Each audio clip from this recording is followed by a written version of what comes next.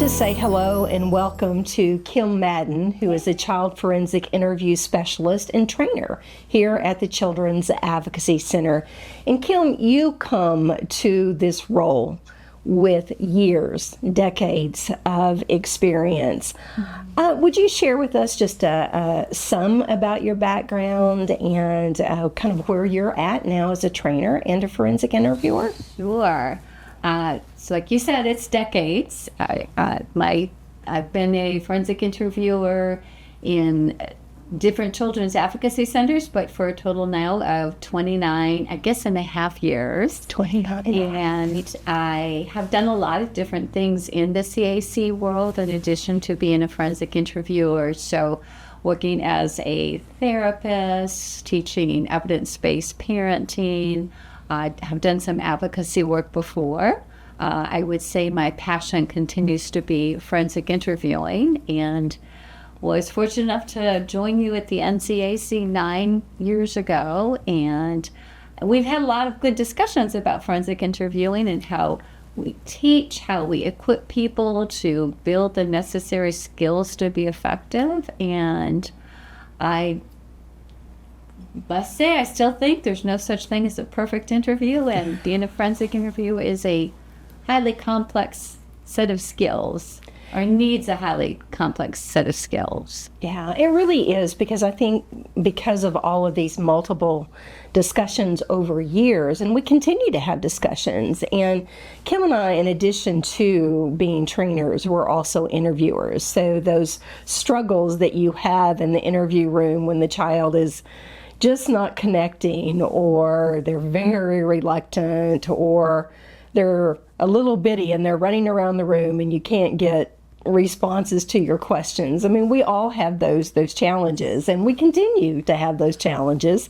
And a child that was licking the wall a couple of weeks ago when I was trying to engage him in a discussion about something that had happened to him. So yes. Yeah. Yes. And, as trainers, I think that's so funny, because we don't talk about what to do if a kid is licking the walls during a forensic interview. And I know early on when I was interviewing, and I'm like you, not doing it a very, very long while, a couple of decades, and I would find myself, when a new situation would arise in the forensic interview, I would say to myself, they didn't cover this in training. Why didn't they talk about this in training? And there's no way that we can talk about every contingency in training. But I do want to go back to what you said, is that interviewing it's not a one-off. Interviewers will go to a basic protocol training, what we call a foundational training, and they're being introduced to very multiple concepts as they go through the training. And then unfortunately, they leave that training and they go back home to their children's advocacy center or their agency, depending on where they work. And the expectation is that they're ready to interview all children of all ages, all different reasons for these children being interviewed. And we know that that's not the way it works, that it's a very complex, interviewing is a very complex, nuanced interaction. And there are multiple simultaneously events taking place. And I think this is where people assume, or they don't really understand the challenges. But let's talk, Kim, some about, we're in an interview. What are the multiple events that are impinging on us as an interviewer that we have to think about all at the same time? Oh gosh, yeah, there are, and depending upon the case, you're going to have more than 5 or 6 events, but certainly what you know about the case, what the allegations are, trying to understand the expectations of your multidisciplinary team. Yeah. It's also going to take knowledge of your jurisdictional requirements for charging. Are you looking for certain ages, certain patterns? So you have that, and then at the same time, you have to hold that information. You don't want to ask your questions in a way that's going to lead to bias, approaching the interview with a confirmation bias. So you still want to be mindful of asking those good narrative encouraging questions, and you are having to navigate an interaction with a child who may have never had an interaction with an unfamiliar adult, may be anxious, may have had someone told them not to talk, may have some challenges that causes them to stand up and lick the walls, as in my case. And you have to go forward. You have to remember your structure, what you are there to try to accomplish. So you got to remember those steps and be prepared to adjust at any point in time, depending upon the response that you're getting for the child. We say, and I think this is still true, that we want to provide a child-led approach. But sometimes that is very difficult, complicated. Some children are very difficult to follow, or they don't want anyone to follow them. So, yeah, that's just off the top of my head. And then we've got a team that's been watching, and we will check in with them. And so additional information may be needed. And I think that goes to one of the things that we look at is, and we've had some discussions amongst ourselves and other experts in the field in the last year or so, really looking at critical thinking and how important that is in the forensic interview, because we do try to talk about, and we do want our interviews to be child-led, but there will be some kids that just, I laugh and say they squirrel. They're here, they're there.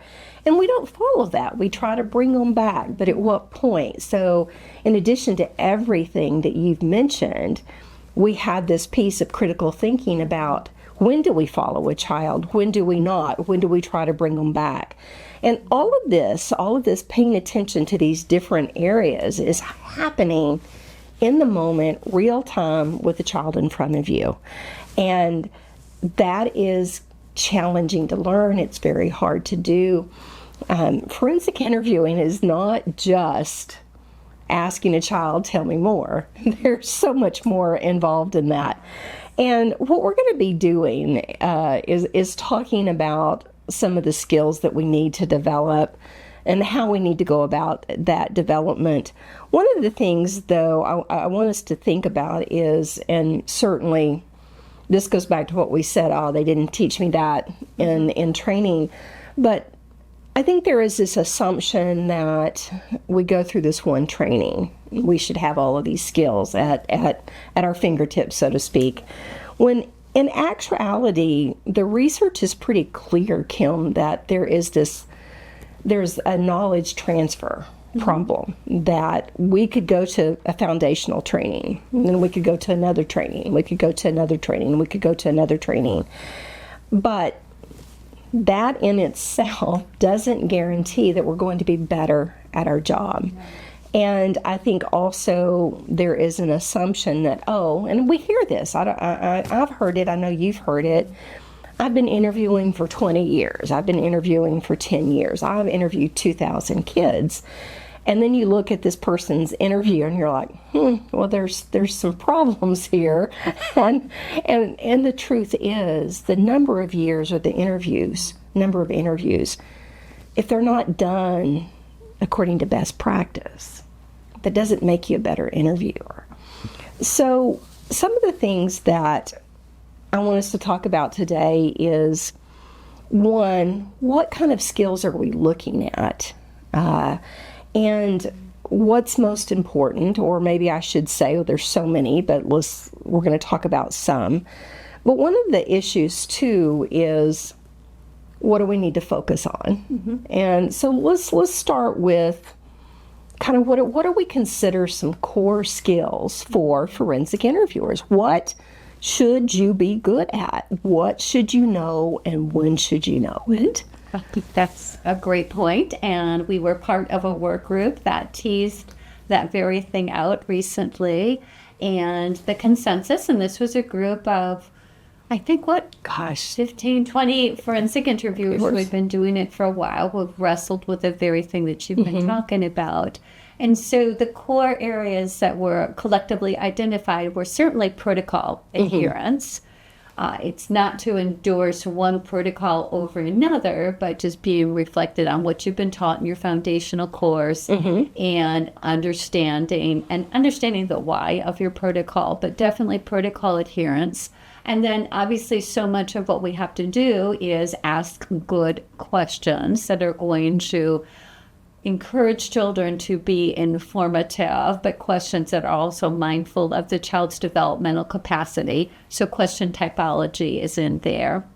And then what we know from recent research in the last 10 to 15 years about the importance of social support, and that actually goes beyond the rapport building that I think we all think about, but how do we track that child and calibrate, in a sense, the support that they need to stay in there with us, recall potentially difficult, painful experiences, and be able to, again, to be informative. So social support, I think, would be another core area. And then you mentioned the fourth one, and that is that critical thinking. There are multitude. I think if we could plot all the decision points in a forensic interview, sometimes it would just be like you'd have a scatter plot.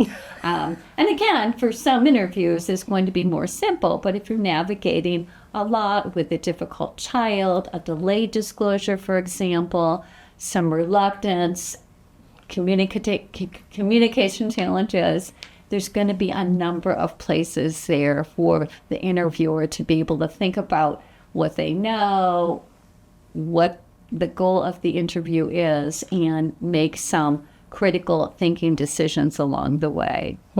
So critical thinking. That's a big one. So those are the 4 areas. Yeah. And well, let's take these areas, Kim. And so you mentioned the protocol adherence, and we just literally had a discussion before the recording with another expert.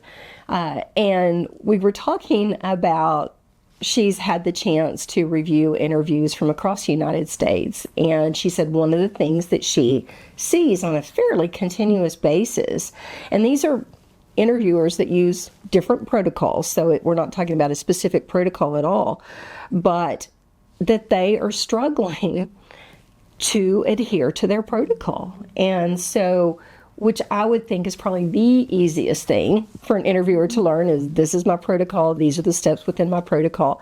But she's saying, hey, I'm seeing challenges with this. So protocol adherence, and as you said, the questioning and the productivity of the question and using appropriate questioning, and then that social support, and then again, that critical thinking.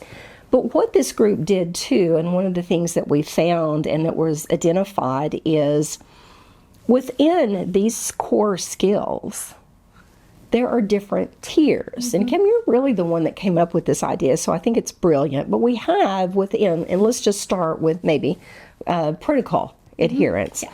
And so we've kind of identified that this would be within the protocol, that there's different tier levels dependent on the skill of the interviewer. And we've kind of labeled those foundational. So again, what should you come out of training with, or what should you have really internalized and able to do very soon after you've been to a foundational training? And then we have tier or level 2 and then tier 3.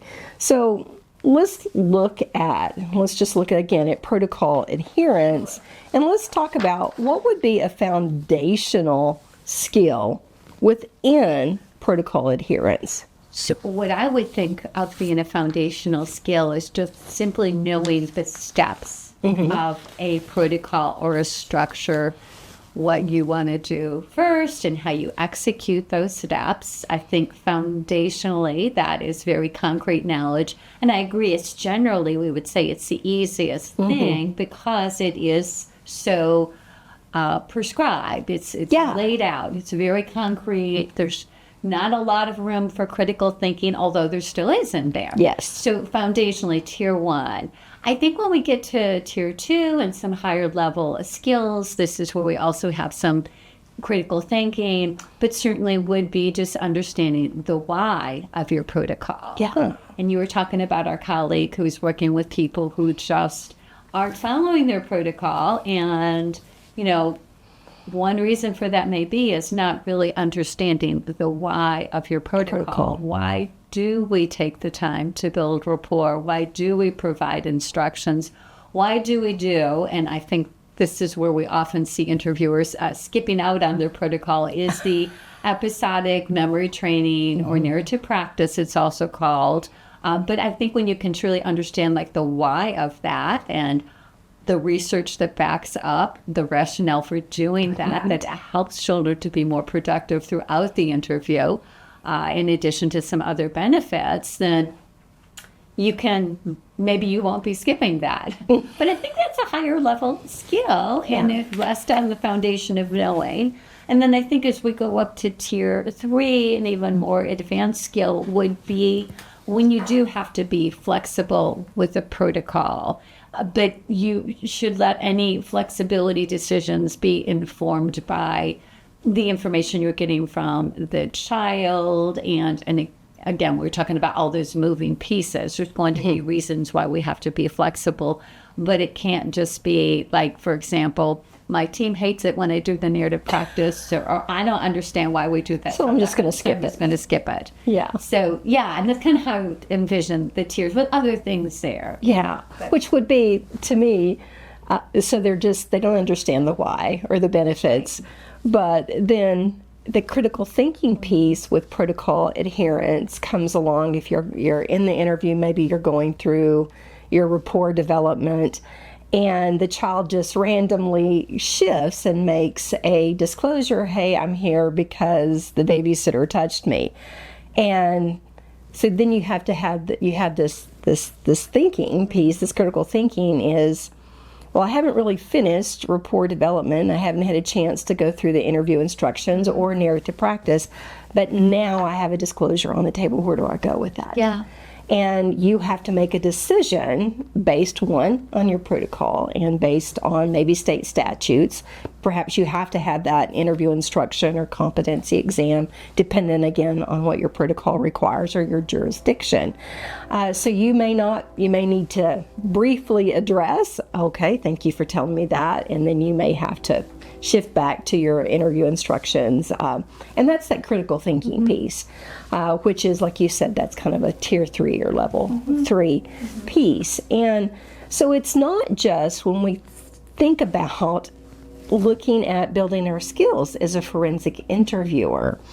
Again, this goes so much beyond the number of interviews you've done, the years of interviews you've done.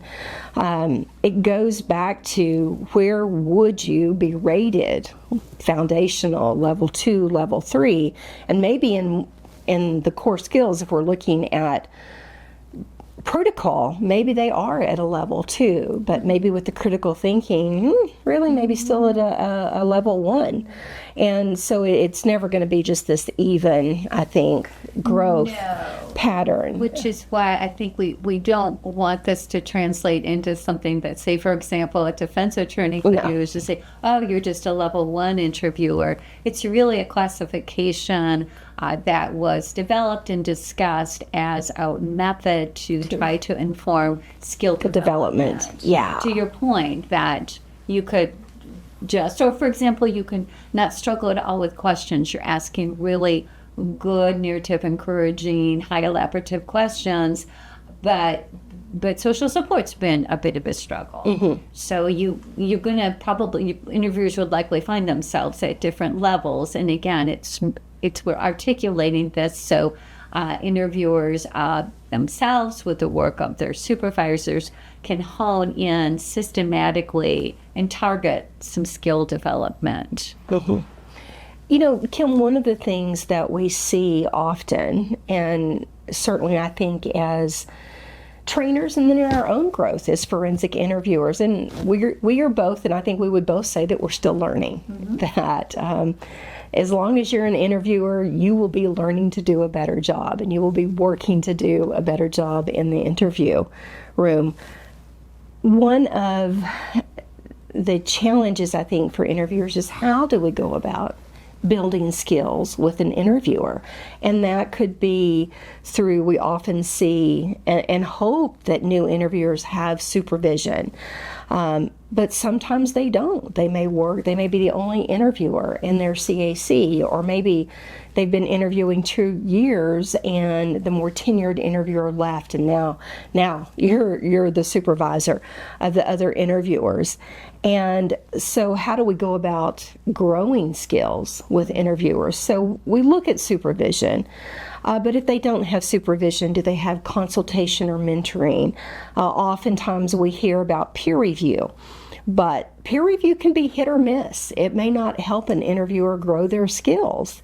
And then there is also another skill, and that's what we're going to be talking about today, is the skill of self-assessment. And I think what we would say is self-assessment can be a standalone skill development.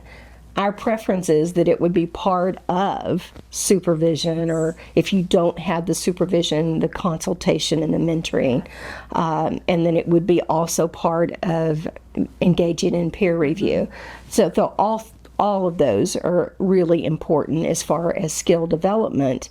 But what we're going to do, and in our next section, we're going to talk about specifically how to go about self-assessment and how often we should engage in self-assessment, how that should really be part of bigger, what's the word I want to use here, should really be part of more than just what I'm doing, but it should be part of the supervision. It should be part of consultation and mentoring and part of peer review. So as we move forward, and in our next segment, we're going to be talking specifically about self-assessment and how you as an interviewer should be using self-assessment to assist in growing your skills as a forensic interviewer.